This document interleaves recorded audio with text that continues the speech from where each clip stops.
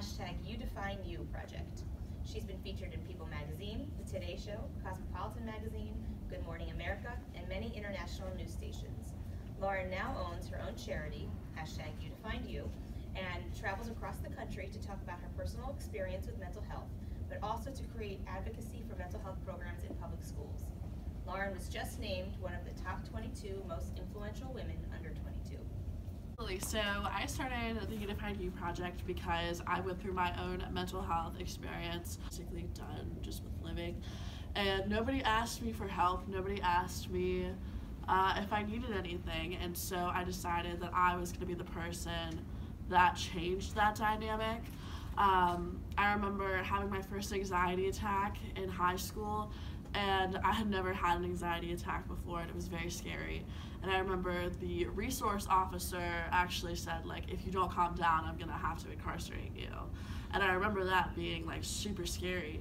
And so I just want to change the dialogue between public schools, especially Title I schools, with students, and I really want to create I guess just kind of, I want to create a different dialogue, essentially. I think this is an interesting question. I feel like I could say, like, oh, I wish I would have changed this, I would have come up with this. But at the end of the day, I think our failures really make us who we are, and kind of, my failures really helped me learn a lot of lessons and really shaped me as a person and also my organization. So I guess the answer to that is no, I wouldn't. I don't think I would change anything because I've learned from all my failures, all my mistakes, what not to do in order to get better and to progress. What makes the YouDefineYou project very different and very innovative is it titles specifically Title I schools, so that's a lot of children in very poor housing, government housing, schools that have not a lot of funding. A lot of the times the mental health advocacy programs cost about $1,200 and upwards, and that's just not feasible for a school that does not have that type of money. I mean, we're talking about classrooms that they're struggling to get one computer per 28 kids.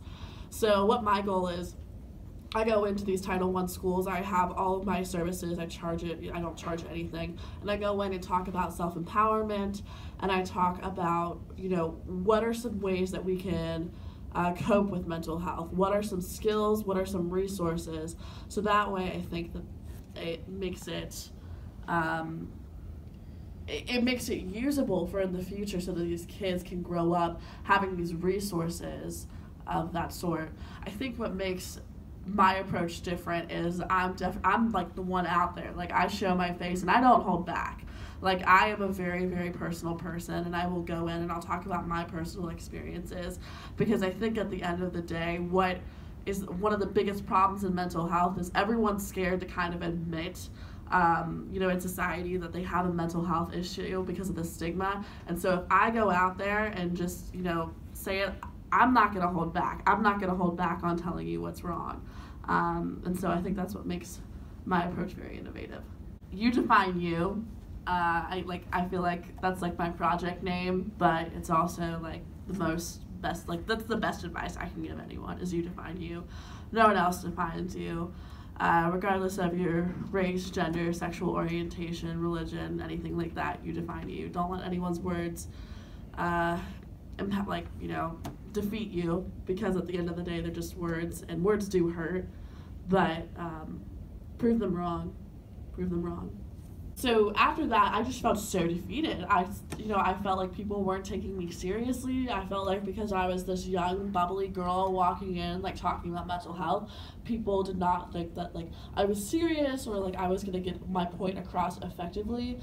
But, you can't give up. You have to persist. And usually if I'm ever in a mood where I'm just so angry and, like, I'm just so frustrated, I'm like, oh, like, gosh, like, I don't want to do this anymore, I'll take a nap. I don't know about you guys, but I freaking love naps. So I will take a nap, and then I'll wake up and I'll just feel better. So, and I have to remember at the end of the day why I'm doing this, and I'm doing this to help save lives, because I wish someone was there to help save mine. Prevention is 100% what we need to be doing. I think grades K through 12, we really need to start training our teachers and staff about how to handle people when they're having, how to handle students or just teachers in general. Teachers have, mental health issues as well. But how do we handle situations like that? Maybe it's not great for someone that's having an anxiety or like panic attack to like be threatened to be arrested while you're having an anxiety attack on the floor. Like that would like trigger the anxiety probably more, right? So I think if we really start training our staff to how to reflect and how to acknowledge and how to locate if a student is having mental health issues. I think one of the big things is, I remember, after my suicide attempt, I had a teacher email me and she was like, now that I'm thinking about it, I did realize that like you weren't raising your hand as much in class and like you weren't, like you just looked sick. And so thinking about that, like you would think that someone would go and tell somebody, like if someone who was a very like good student and someone that made good grades and was like constantly very active in the school had a visible decline. So I think by just educating others and staff and faculty about how to deal with people with mental illnesses and how to prevent it is really key. Just reach out to us. Like, we're not going to bite. I think that's the biggest thing that people are scared of, is that, like, we're not going to talk to you guys, or we're going to think that, like, we're better than you guys or whatever. But we're definitely not. Like, we just want people. Like, we just want people who are passionate about mental health. So, like, DM us on Twitter. We love getting DMs and, like, pictures on Instagram and Twitter. I know, like, I DM'd Gabby, like fangirling over her.